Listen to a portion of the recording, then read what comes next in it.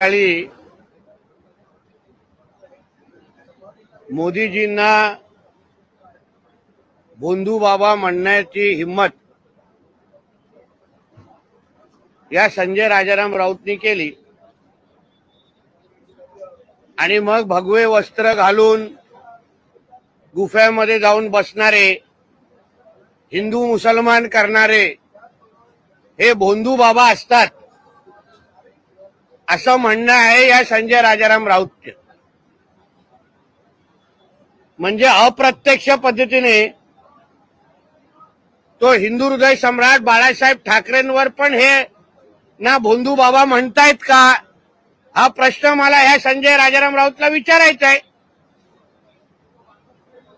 कारण का बाळासाहेबांनी नेहमीच हिंदुत्वाची बाजू लावून धरली, भगवे वस्त्र घालून हिंदुत्वाचा बुलंद आवाज म्हणून बाळासाहेबांचा पूर्ण आयुष्याचा प्रवास राहिला। असंख्य मोठ्यातले मोठे धर्मगुरू महाराज हे मातोश्रीला यायचे, बाळासाहेबांना भेटायचे। मग या सगळ्या विषयाला हा संजय राजाराम राऊत भोंदू म्हणणार का, हा प्रश्न मला ह्यांना विचारायचा आहे।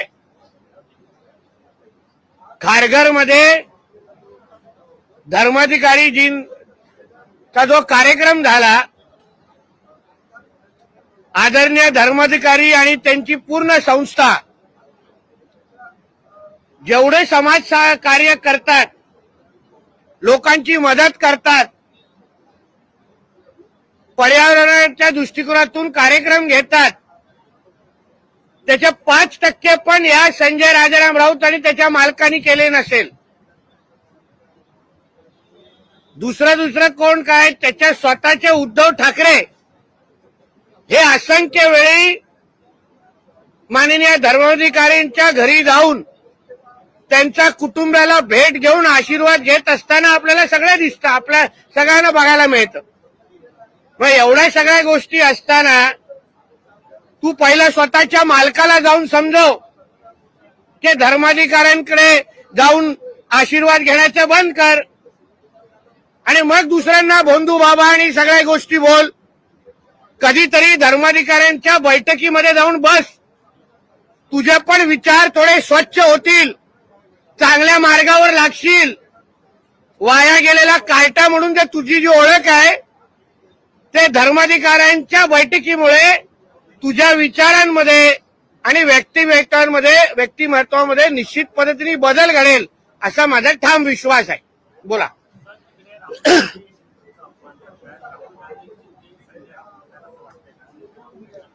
हे सगळे मुस्लिम लीगची भाषा करणारे पाकिस्तानचे एजंट आहेत। जी भावना पाकिस्तानमध्ये हिंदूंच्या बाबतीमध्ये बोलली जाते, तिकडचे नेते मंडळी आणि अतिरेकी जी भाषा म्हणतात, 2047 मध्ये इस्लाम राष्ट्र बनवण्यामध्ये जसं सिमी, ISI आणि ह्या सगळ्या संघटना काम करतायत, त्याच पद्धतीचे जिहादी विचार हे राहुल गांधी आणि ह्या संजय राऊत आणि ह्या सगळ्या लोकांचे आहेत।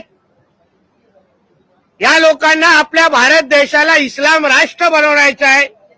गजवाए हिंद हे जे काही उद्दिष्ट हे लोकांचं आहे, त्या उद्दिष्टाला पूर्ण करण्याच्या मध्ये मदत हे राहुल गांधी आणि संजय राजाराम राऊत सारखे लोक करत आहेत। संजय राऊतांनी असं देखील म्हटलेलं आहे, लाडकी बहीण योजनेबद्दल लाडका शेतकरी योजना करा। असंख्य कदाचित त्यांनी त्याचं भांडूपचं घर सोडलं असतं, मालकानी मातोश्री सोडली असती आणि खरंच बांध्यावर जाऊन आज आपल्या शेतकऱ्याला केंद्र आणि राज्य सरकार आमचं किती मदत करतंय ह्याचा थोडा अनुभव घेतला असता तर लाडका, आमच्या सरकारचा सर्वात लाडका हा शेतकरीच आहे, सर्वसामान्य शेतकरीच आहे, हे त्याला खुल्या डोळ्यांनी पाहायला मिळालं असतं। मोदींचे आभार मानले, मणिपूरवर बोलले ते म्हणून। मोदीजी फक्त मणिपूरवर बोलले नाही, पण मोदीजींनी मणिपूरमध्ये परिवर्तन आणण्याची सुरुवात केलेली आहे। कदाचित नुसतं मुंबईमध्ये आणि भांडूपमध्ये बसल्यापेक्षा स्वतः मणिपूरमध्ये स्वतः गेले असता त्याला खरी परिस्थिती मणिपूरमध्ये कशी बदलते, शांतता कशी नांदते हे त्याला स्वतःच्या डोळ्यांनी बघायला मिळालं असतं. अजित पवार म्हणाले मी कोणताही पक्ष बदलला नाही आतापर्यंत.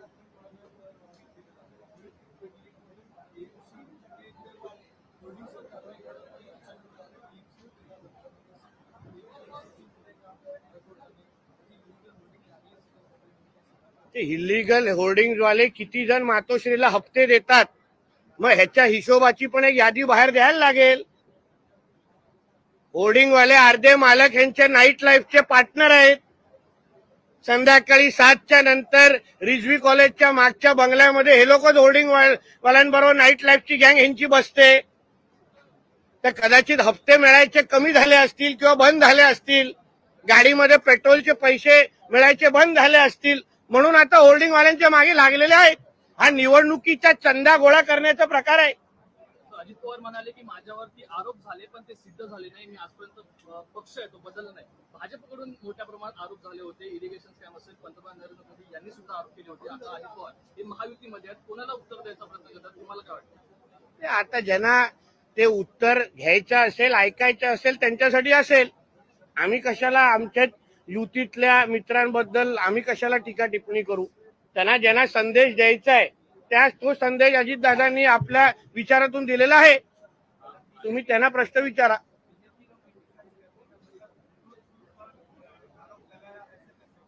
क्योंकि 90% जो देश में हिंदू रहते हैं उनकी आवाज भारतीय जनता पक्ष और हिंदुत्व के सारे हमारे संगठनाएं उठाती है, बाकी कोई उठाने की हिम्मत करते नहीं है.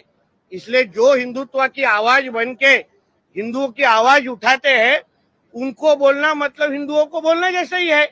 क्योंकि हम हिंदुत्व को और हिंदू समाज को ही रिप्रेजेंट करते हैं. जैसे राहुल गांधी मुस्लिम लीग को रिप्रेजेंट करते हैं, वैसे हम हिंदुत्व को रिप्रेजेंट करते हैं.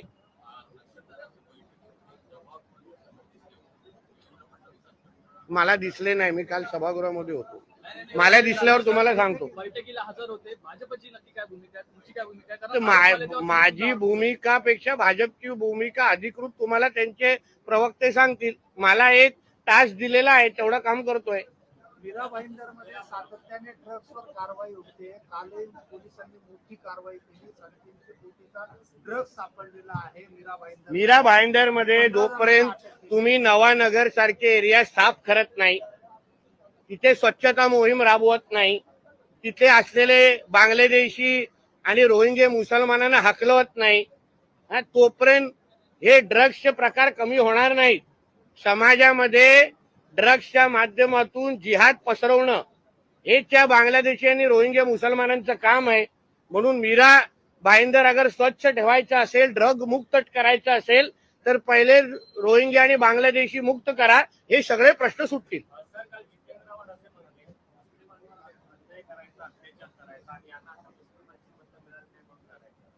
कोण रडत नाहीये मुसलमानांची मतं नाही मिळाली तर. कोणी रडत नाही आणि कोणाला काही त्या बाबतीचा विषय नाही. पण वोट जिहाद जे झालेलं आहे, जे पंतप्रधान मोदीजींनी पण बोललेलं आहे, आमचे किरीट सोमय्याजी पण पुरावे सकट बोलतायत, त्या संबंधित हा सगळा विषय आहे. एका बाजूला हिंदू समाजाने मतदान केलं आणि एका दुसऱ्या बाजूनी वोट जिहाद झालेला आहे, त्या बाबतीमध्ये बोललेले आहेत. म्हणून जितेंद्र आव्हाडांनी पहिला प्रश्न समजून घ्यावा आणि मग टीका करावी.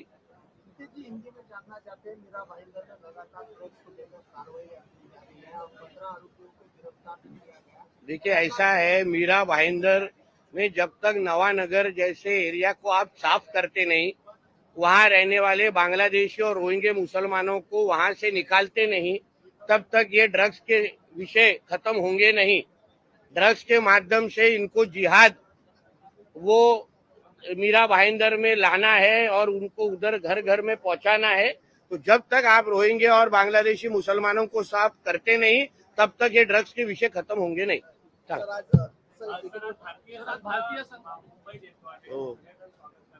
मनापासून स्वागत आहे. नाही आता आम्ही टीव्हीवरून पाहणार, तिथे उगाच एवढा गर्दीमध्ये तो विषय नाही. माझा म्हणणं आहे की एवढा आम्हाला प्रत्येकाला अभिमान आहे की आमच्या भारतीय संघाने वर्ल्ड कप जिंकलेला आहे. म्हणून त्यांच्या सगळ्यांचं आम्ही मनापासून स्वागत करतो.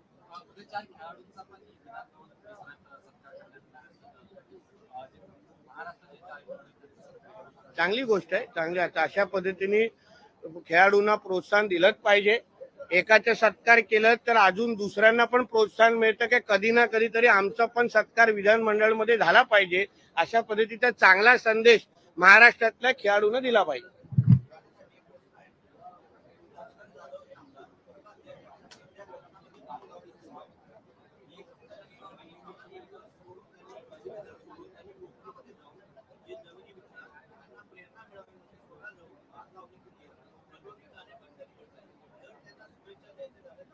एक लक्षात घ्या, भात शेती आता कोकणामध्ये शेतीचे दिवस आहेत, लावणीचे दिवस आहेत, म्हणून कोणीही शेतकरी जाऊन तिथे अगर शेती करत, आम्ही पण शेतकरी, आम्ही पण शेती करतो.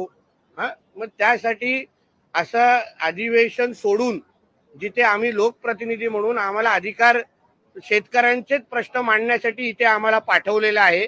अगर आम्ही पण तिथे राहिलो तर त्यांचा आवाज उचलणार कोण? ते शनिवार रविवार पण करू शकले असते, पण शनिवार रविवारी केला असता तर तुम्ही बातमी केली नसती, आहे की नाही?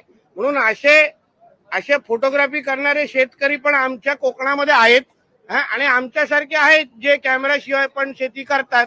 म्हणून भास्कर जाधवना सांगेन की तुमची गरज जास्त विधिमंडळात आहे, इथे येऊन आमच्या शेतकऱ्यांचा प्रश्न मांडा. तिथे उगाच मळकट दिसून काही उपयोग नाही. एक दिवसाची बातमी आहे नुसती. चला, थँक्यू.